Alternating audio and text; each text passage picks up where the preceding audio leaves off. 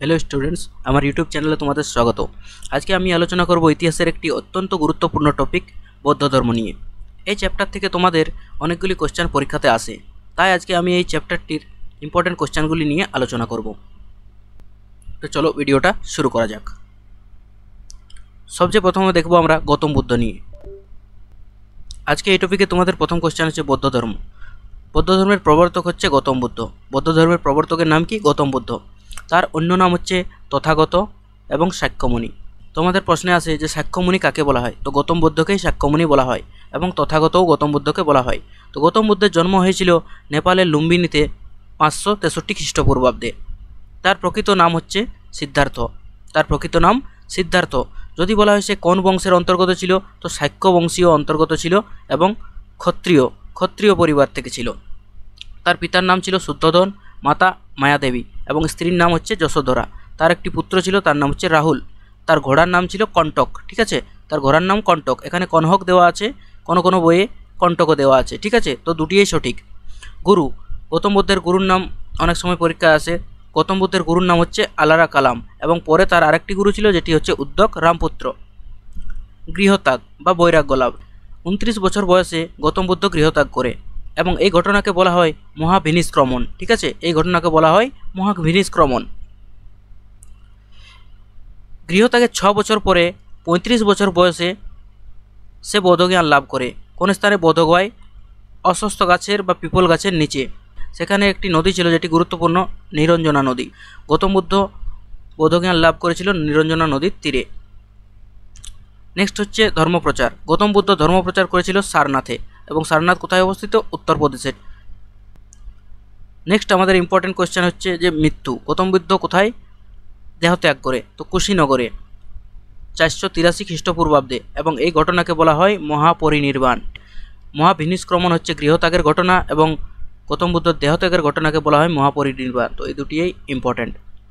গৌতম বুদ্ধ 80 বছর বয়সে কুশীনগরে দেহত্যাগ করে। নেক্সট হচ্ছে বৌদ্ধ ধর্মের শিক্ষা। তো চতুরার্য। ঠিক আছে, চতুরার্য।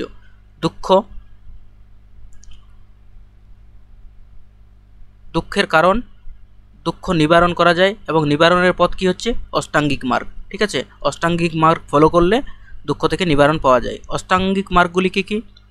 এখানে শুদ্ধ দেওয়া আছে, তোমরা এটি সৎ করবে। সৎ, তোমাদের টেক্সট বইয়ে সৎ দেওয়া থাকবে। ঠিক আছে, সৎ। সৎ দৃষ্টি, সৎ সংকল্প, সৎ বাক্য, সৎ কর্ম, সৎ জীবিকা, সৎ প্রচেষ্টা, সৎ স্মৃতি এবং এটা শুদ্ধবাদ দিয়ে সম্যক সমাধি। ঠিক আছে, সম্যক সমাধি। মাউস দিয়ে ভালোভাবে লেখা যাচ্ছে না, তোমরা এটি কারেক্ট করে নেবে নোটে। সম্যক সমাধি। ঠিক আছে, সম্যক সমাধি। নেক্সট হচ্ছে পঞ্চশীল। পঞ্চশীল কি? হত্যা নয়, চুরি নয়, অসচরিত্র নয়, মিথ্যা নয় এবং মাদক নয়। ত্রিরত্ন। বৌদ্ধ ধর্মের ত্রিরত্ন আছে, আবার জৈন ধর্মের ত্রিরত্ন আছে। তো কোশ্চেন এইভাবে দেয় যে ত্রিরত্ন কোন ধর্মের সাথে যুক্ত? বৌদ্ধ ধর্ম, জৈন ধর্ম, দুটিয়েই। তো সেক্ষেত্রে তোমাদের দুটিয়েই কারেক্ট। বৌদ্ধ ধর্মের ত্রিরত্নগুলি কী কী? বৌদ্ধ ধর্ম এবং সংঘ। ঠিক আছে, বৌদ্ধ ধর্ম এবং সংঘ। নেক্সট হচ্ছে গৌতম বুদ্ধের শিষ্য। গৌতম বুদ্ধের শিষ্য হচ্ছে সারিপুত্র, মোগলায়ন, আনন্দ, মহাকশ্যপ। আমাদের ইম্পর্টেন্ট, এটি মনে রাখতে হবে। উপালি, রাহুল এবং সুজাতা। মহাকশ্যপ ইম্পর্টেন্ট। ধর্মগ্রন্থ। বৌদ্ধদের ধর্মগ্রন্থের নাম হচ্ছে ত্রিপিটক। কোন ভাষায় রচিত? পালি ভাষায় রচিত। এবং পিটক, পিটক কথার অর্থ হচ্ছে ঝুড়ি। এবং 3টি পিটক আছে, সুপ্ত পিটক, বিনয় পিটক এবং অভিধর্ম পিটক। বিনয় পিটকে কি আছে? বৌদ্ধ ভিক্ষু ভিক্ষুণীদের থাকার নিয়মসমূহ। এবং সুপ্ত পিটকে আছে বুদ্ধের বাণী। আর অভিধর্ম পিটকে আছে মনোবিজ্ঞান ও দর্শন। নেক্সট যেটি ইম্পর্টেন্ট সেটি হচ্ছে বৌদ্ধ মহাসভা অর্থাৎ বুদ্ধিস্ট কাউন্সিল। বুদ্ধিস্ট কাউন্সিল, এখানে মনে রাখতে হবে যে কোথায় হয়েছিল এবং কোন রাজার আন্ডারে হয়েছিল এবং সভাপতি কে ছিল এবং সেখানে কি কি রচিত হয়েছিল। তো প্রথম হয়েছিল রাজগৃহে, পৃষ্ঠপোষক ছিল অজাতশত্রু, সভাপতি ছিল মহাকশ্যপ।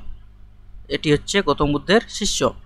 আর কি হয়েছিল? সুপ্ত পিটক এবং বিনয় পিটক সংকলিত হয়েছিল। আমরা আগেই জেনেছি যে 3টা পিটক ছিল, সুপ্ত পিটক, বিনয় পিটক এবং অভিধর্ম পিটক। তো এটির মধ্যে প্রথম দুটি সুপ্ত পিটক এবং বিনয় পিটক রচিত হয়েছিল। নেক্সট হয়েছিল বৈশালীতে, রাজা কে ছিল? কালাশোক আর সভাপতি ছিল সাব্বাকামি। এটি অতটা ইম্পর্টেন্ট নয় কি হয়েছিল। থার্ড হয়েছিল পাটলিপুত্রে, রাজা ছিল অশোক এবং সভাপতি ছিল মোগলিপুত্র তিসা। আর কি রচিত হয়েছিল? অভিধর্ম পিটক। ফোর্থ হয়েছিল কাশ্মীর, রাজা ছিল কনিষ্ক এবং সভাপতি বসুমিত্র। হিনজান মহাযান শাখায় বিভাজিত হয়। বৌদ্ধ ধর্ম হিনজান মহাযান শাখায় বিভাজিত হয়।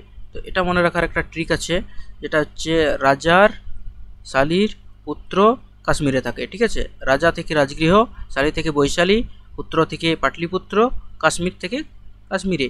রাজার শালীর পুত্র কোথায় থাকে? কাশ্মীরে থাকে। তো এইভাবে মনে রাখতে পারি, রাজা অর্থাৎ রাজগৃহ প্রথম, শালী অর্থাৎ বৈশালী দ্বিতীয়, পাটলিপুত্র অর্থাৎ পাটলিপুত্র তৃতীয় এবং কাশ্মীর অর্থাৎ কাশ্মীর চতুর্থ।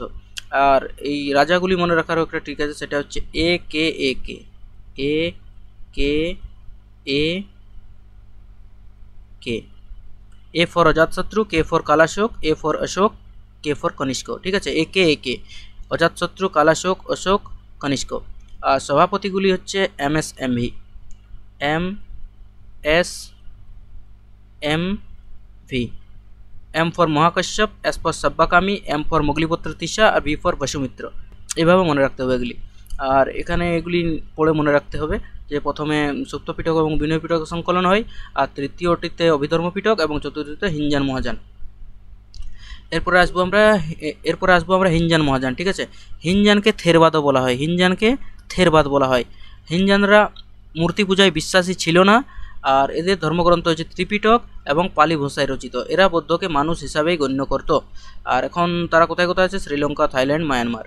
নেক্সট হচ্ছে মহাযান। এরা মূর্তি পূজায় বিশ্বাসী ছিল, আর এরা দেবতা রূপে বৌদ্ধকে পূজা করত। আর এদের বেশিরভাগ যে গ্রন্থ ছিল সেগুলি সংস্কৃতে রচিত। এখন তারা কোথায় কোথায় আছে? চীন, জাপান, কোরিয়া, ভিয়েতনাম। নেক্সট আছে বজ্রযান। এটা অতটা ইম্পর্টেন্ট নয়। এর নেতা দালাই লামা, যেটা আমরা জানি দালাই লামাকে, সে হচ্ছে এদের নেতা। এবং কোথায় দেখা যায়? তিব্বত, ভুটান, মঙ্গোলিয়া। নেক্সট আছে বৌদ্ধ ধর্মের গ্রন্থ জাতক কথা বৌদ্ধ ধর্মের সাথে সম্পর্কিত এবং গৌতম বুদ্ধের পুনর্জন্মের কথা জাতক কথা থেকে জানা যায়। বৌদ্ধচরিত কাল লেখা অশ্বঘোষ, মিলিন্দ পানহ, নাগসেন আর মিনেন্ডারের কথোপকথন আছে মিলিন্দ পানহতে। নেক্সট হচ্ছে বৌদ্ধ ধর্মের প্রসার কখন হয়েছিল? অশোকের সময় হয়েছিল এবং কনিষ্কের সময়। অশোকের পুত্র মহেন্দ্র এবং কন্যা সঙ্ঘমিত্রাকে শ্রীলঙ্কায় পাঠিয়েছিল বৌদ্ধ ধর্মের প্রচারের জন্য। আর কনিষ্কের সময় হিনজান মহাযান শাখায় বিভাজিত। গান্ধার শিল্পকলা সেই সময় বেড়ে ওঠে কনিষ্কার সময়। নেক্সট পতন কীভাবে হয়েছিল? রাজার পৃষ্ঠপোষকের অভাব, অর্থাৎ রাজারা তাদের যে ধনরাশি দান করতে এবং বিভিন্ন যে প্রোগ্রামগুলি করাতো সেটার অভাব হয়, এর কারণে হয়। এবং ব্রাহ্মণদের পুনরুত্থান, ব্রাহ্মণরা আবার ফিরে আসে এবং তাদের ডমিনেশন দেখা যায় আর ভক্তি আন্দোলনের কারণে। ঠিক আছে, নেক্সট আছে কিছু প্রতীক এবং স্থাপত্য শিল্পকলা। ঠিক আছে, প্রতীক যেমন বৌদ্ধ ধর্মে স্তূপ অর্থাৎ গৌতম বুদ্ধের যে মৃত্যু অর্থাৎ মহাপরিনির্বাণ, এটাকে চিহ্নিত করে স্তূপ দ্বারা। স্তূপের মধ্যে ইম্পর্টেন্ট হচ্ছে সাঁচি স্তূপকে নির্মাণ করে অশোক। কোথায় অবস্থিত? মধ্যপ্রদেশে।